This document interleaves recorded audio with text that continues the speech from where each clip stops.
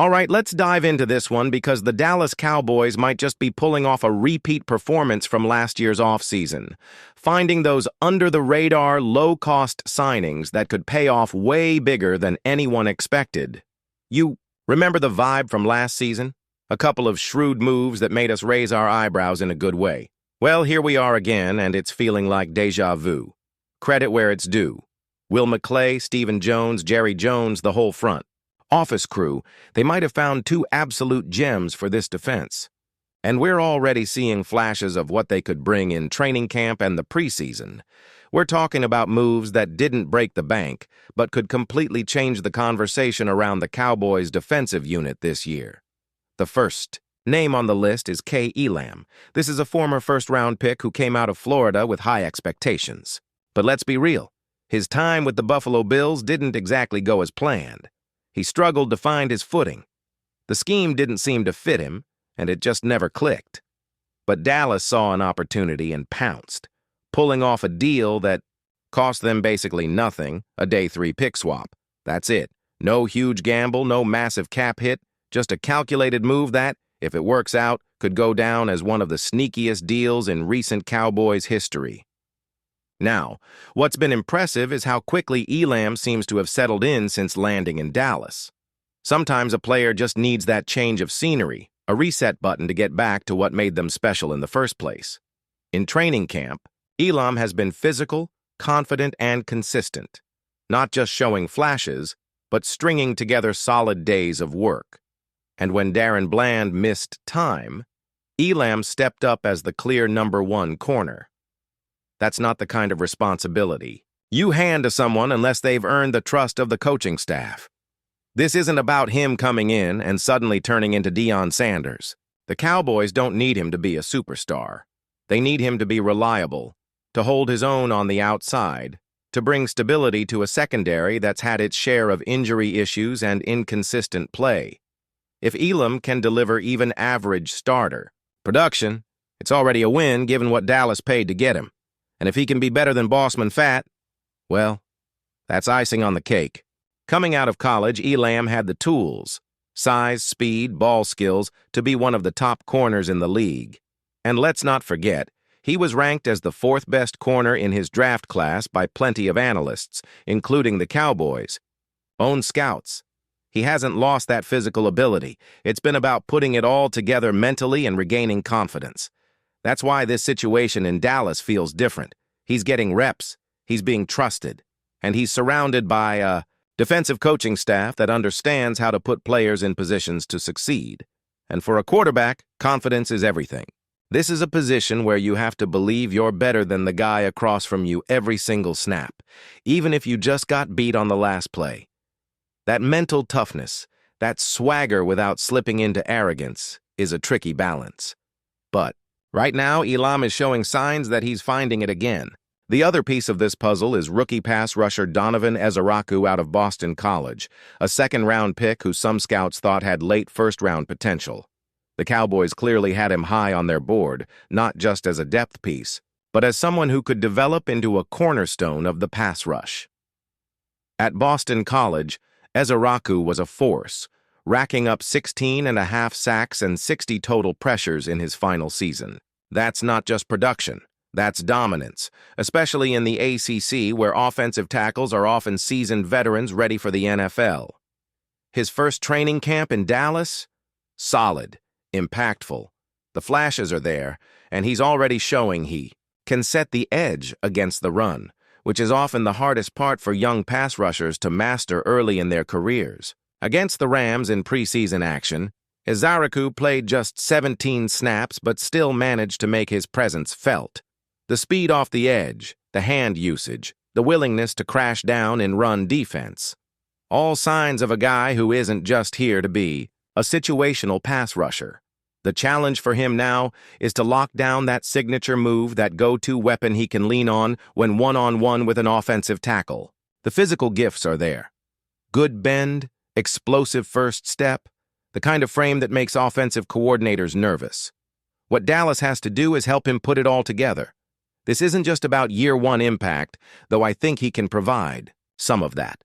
Micah Parsons is always going to draw the bulk of attention from opposing offensive lines, and that creates a perfect opportunity for a young edge like Ezaraku to win those one-on-one matchups. If he can rotate in effectively with guys like Dante Fowler, Sam Williams, and the rest of the crew, his sack numbers could quietly climb. And when you project long-term, he's got shades of Harold Landry, another Boston College product who took a few years to hit his stride, but eventually became a consistent 9-10 sack player in the NFL. If Ezaraku follows a similar trajectory, the Cowboys could have landed one of the steals of the draft at pick number 44. The thing that stands out about both Elam and Ezaraku is the value. These weren't moves where the Cowboys mortgaged the future. They didn't have to trade away premium draft capital, and they didn't have to hand out monster contracts. These were smart, calculated acquisitions designed to add depth, competition, and upside to the defense. And that's the type of roster building that can push a team from good to great. We've seen what happens when Dallas hits on these kinds of moves before.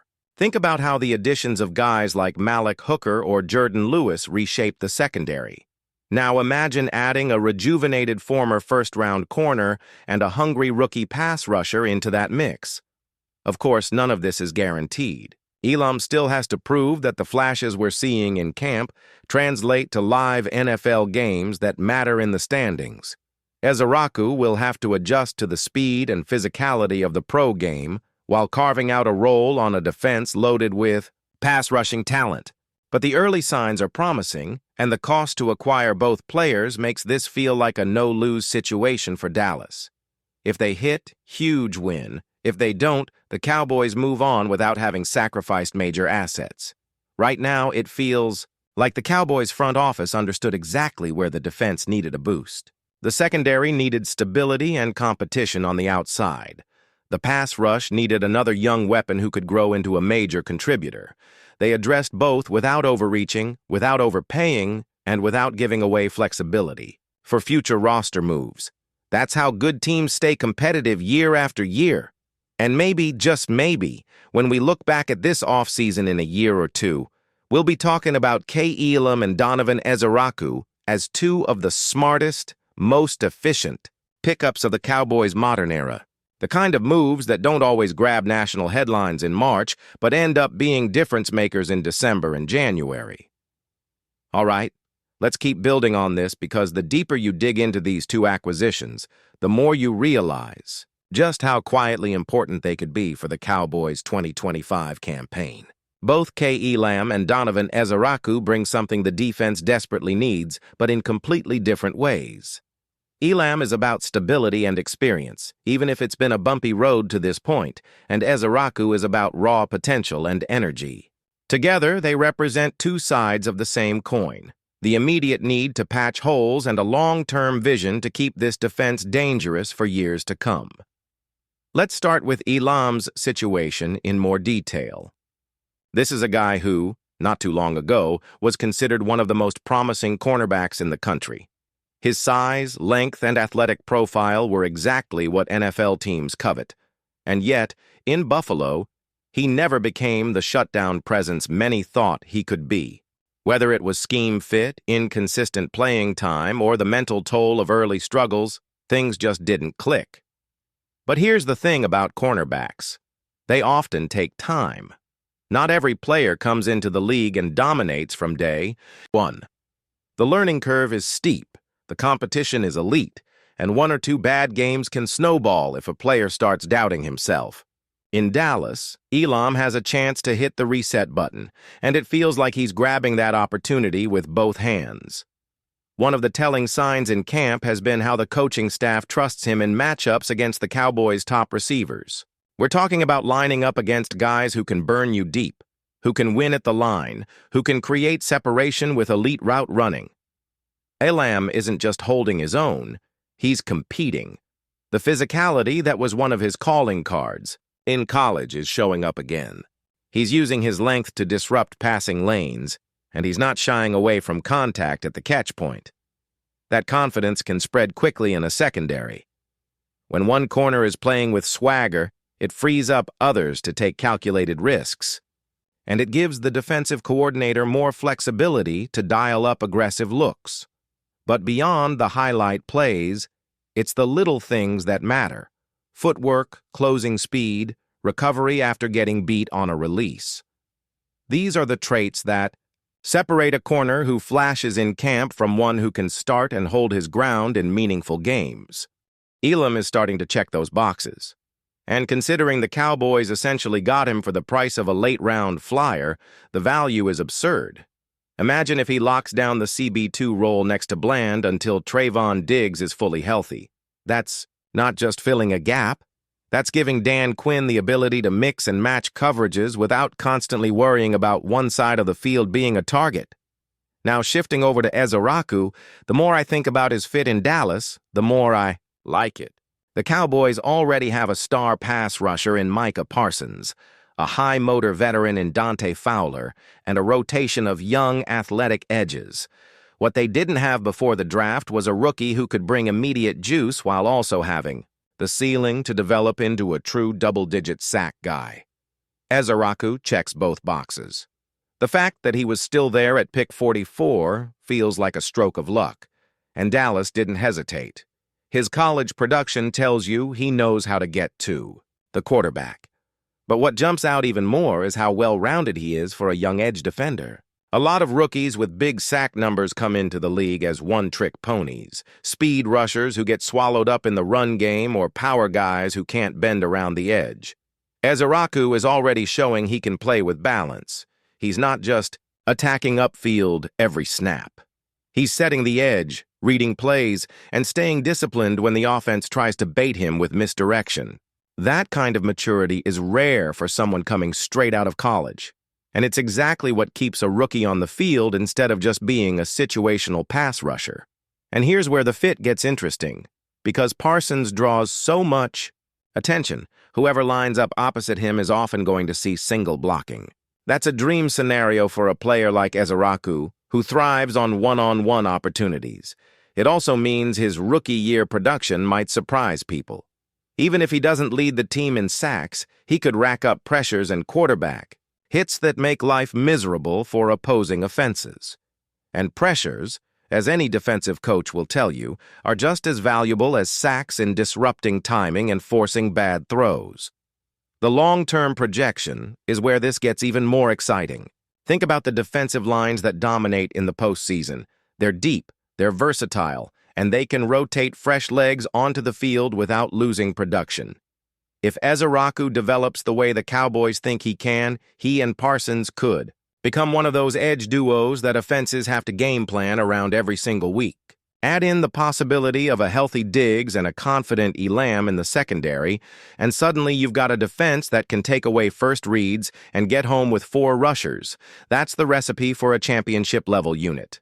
Of course, the real test for both players will come when the regular season starts and the stakes get higher. For Elam, it'll be about staying consistent and proving that the mental reset he's found in Dallas can withstand the inevitable ups and downs of the season. For Ezaraku, it'll be about adjusting to the grind of the NFL, where every offensive tackle is big, strong, and technically sound. But that's where the Cowboys' defensive culture comes into play. This is a unit built on competition, on making every rep count, and on holding each other accountable. Veterans like DeMarcus Lawrence and Stephon Gilmore have set the tone for years, and those habits rub off on new guys quickly. It's also worth noting that both of these additions fit into the larger pattern of how Dallas has been building its roster lately. They've moved away from the splashy, big-name free agent signings and focused on calculated trades, draft picks, and reclamation projects. It's not always flashy, but it works when the scouting department and coaching staff are in sync. You don't have to win the off-season headlines to win games. You just have to find players who can contribute, fit your scheme, and grow into bigger roles. Elam and Ezaraku check those boxes, and they do it without putting strain on the salary cap. Another layer to this is the competition it creates. When Elam comes in and plays well, it pushes the other corners to step up. Nobody's spot is safe, and that kind of environment brings out the best in players. The same goes for Ezaraku. Every rep he wins in practice pushes the veterans ahead of him to fight harder for their snaps. It's an iron sharpens iron mentality that you need if you're going to compete deep into January. The NFL world woke up to a jolt of speculation after whispers began circulating late last night. Multiple sources, some close to the front offices involved, claimed a long-discussed trade between the Dallas Cowboys and the New York Jets involving HAASON Reddick has finally materialized. While no official press release has been issued by either team, insiders insist that the framework of the deal was agreed upon during a late-evening conference call between executives. According to these reports, Reddick, known for his explosive pass-rushing ability and relentless motor, is packing his bags for Arlington, ready to bring his Pro Bowl pedigree to a Dallas defensive unit already stacked with talent. Rumors suggest the Cowboys parted with a package of mid-round draft picks, possibly including conditional terms based on Reddick's snap counts and sack totals in the upcoming season. The Jets, in turn, are said to be looking to reload their roster with younger, cost-controlled talent through the draft, signaling a shift in strategy that could prioritize long-term flexibility over short-term star power. Though nothing is carved in stone, the murmurs have grown too loud to ignore, and Cowboys fans are already buzzing with anticipation of what this could mean for their Super Bowl aspirations. If these reports hold true, the move could reshape the Cowboys' defensive identity in ways few could have predicted just weeks ago. Reddick's arrival would not only provide an additional edge-rushing threat opposite Micah Parsons, but could also unlock more creative blitz packages for defensive coordinator Dan Quinn. Observers point out that while Dallas already boasts one of the league's most aggressive front sevens, the combination of Parsons and Reddick could be nightmarish for opposing quarterbacks, forcing offenses to adjust protections on every snap. For the Jets, letting go of a proven pass rusher like Reddick would certainly raise eyebrows. Yet some insiders suggest this decision has been brewing since training camp. The front office may have been hesitant to commit to a long-term, high-dollar extension, especially given their pressing needs at other positions. If so, moving Reddick now could be a calculated play to maximize his trade value before the market shifts. Of course, with no official confirmation, it's equally possible this flurry of chatter is the product of strategic leaks designed to gauge public reaction before a final decision is made. In the Cowboys' locker room, the speculation has reportedly already sparked conversations among players, with some veterans allegedly expressing excitement at the prospect of lining up alongside Reddick. Sources close to several starters claim the news was met with cautious optimism as they understand the business side of the game can shift dynamics quickly. Adding a player of Reddick's caliber, however, could be seen as an unmistakable signal from Jerry Jones that Dallas is all in for the coming season. For a franchise that hasn't hoisted the Lombardi Trophy in nearly 3 decades, bold moves like this often resonate deeply with both fans and players.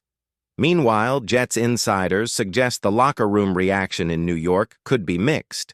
Disappointment at losing a top performer tempered by the understanding that the front office is seeking long-term stability. The whispers also hint that the Jets may already be targeting a replacement in the upcoming draft, possibly someone younger and cheaper who could be molded into the team's defensive scheme over the next several seasons. Ensuring the transition isn't as jarring as it might appear from the outside.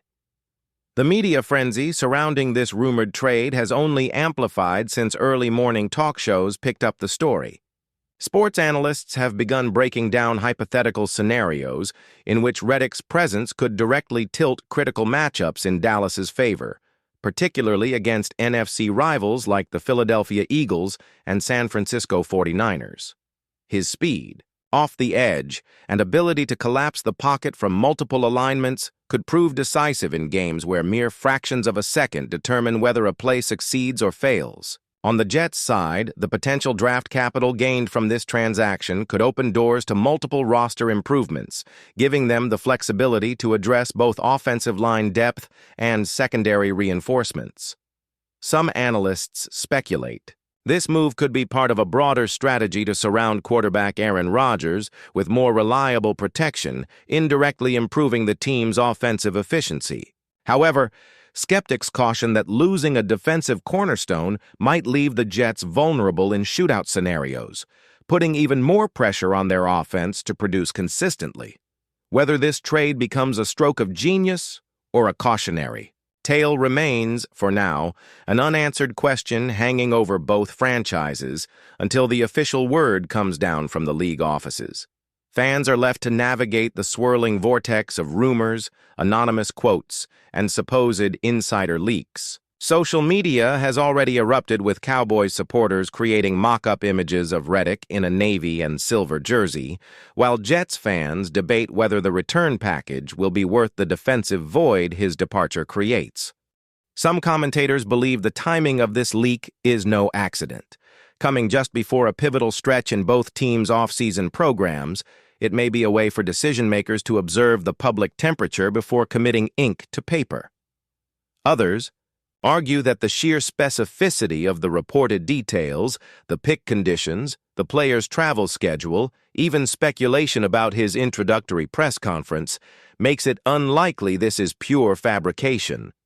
As it stands, the situation has all the hallmarks of a blockbuster trade in the making: high stakes, headline-worthy names, and enough uncertainty to keep everyone guessing. Until the ink is dry and the press conference lights flash on, the Reddick to Cowboys saga will remain one of the off-season's most tantalizing storylines, balancing somewhere between confirmed fact and carefully crafted speculation.